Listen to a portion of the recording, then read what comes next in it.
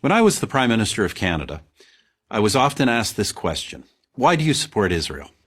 My response, in effect, was always the same. Why wouldn't I support Israel?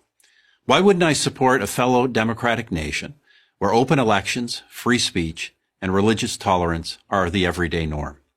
Why wouldn't I support a country with a vibrant free press and an independent judiciary? Why wouldn't I support a valuable trading partner and a wellspring of amazing technological innovation? Why wouldn't I support our most critical ally in the Middle East and in the international struggle against terrorism? In a rational world, in a world where simple common sense prevailed, the question, why do you support Israel, would be like asking, why do you support Australia or Canada? But we don't live in that rational common sense world. So the case for Israel has to be made over and over. I, for one, am happy to make it.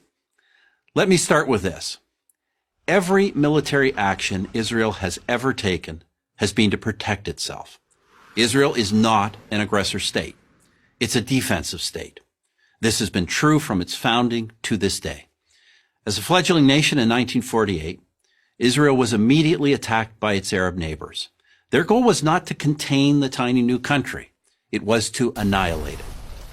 No nation came to Israel's aid. Not the United States, not my country, Canada, not the United Kingdom. No one.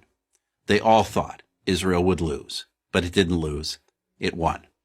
In 1967, Israel's neighbors again sought to utterly destroy the Jewish state, a nation that had then existed for 2 decades.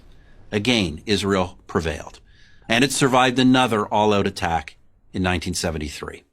Those are the big wars, but I'm not sure there's been a single day in Israel's entire history when some act of terror has not been waged against it, inside or outside its borders. There have been 2 bloody waves of terror, so-called intifadas, in the late 1980s and the early 2000s, when Israelis were blown up on buses, at pizza parlors, and celebrating weddings. There have been incursions from terror groups like Hezbollah in Lebanon. There have been thousands of rocket attacks from Hamas in the Gaza Strip, even after Israel completely withdrew from that territory in 2005. In between the wars, in between the terror, Israel has sought peace with its neighbors, and it has achieved peace treaties with Egypt and Jordan.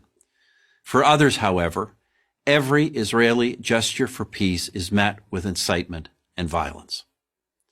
I recount this history for one reason.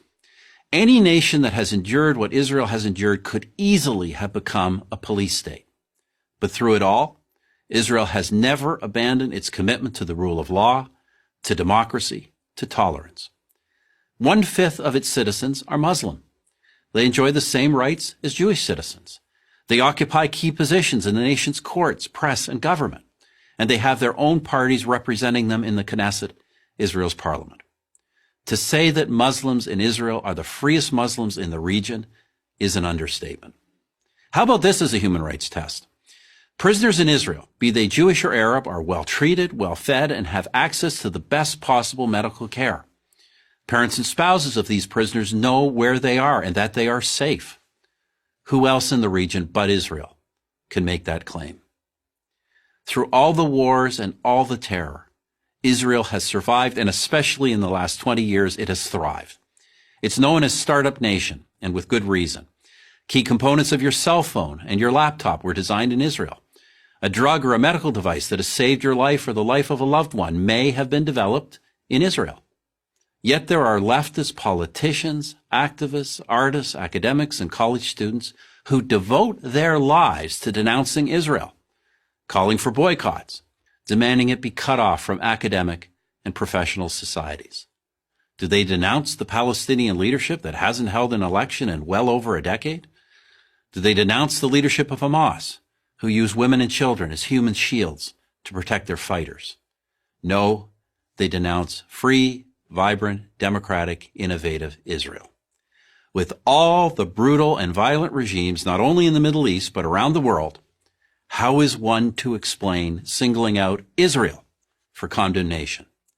Sadly, only one explanation fits: anti-Semitism. Do these haters of Israel question the legitimacy of any other democratic nation, of any nation for that matter? Of course, the answer is no. Somehow they only manage to oppose the Jewish one. The State of Israel has now existed for 70 years. It is one of the freest, most prosperous, most successful nations on earth. Why do I support Israel? Why wouldn't I? Why wouldn't anyone? I'm Stephen Harper, 22nd Prime Minister of Canada for Prager University. Thank you for watching this video. To help keep PragerU videos free, please consider making a tax-deductible donation.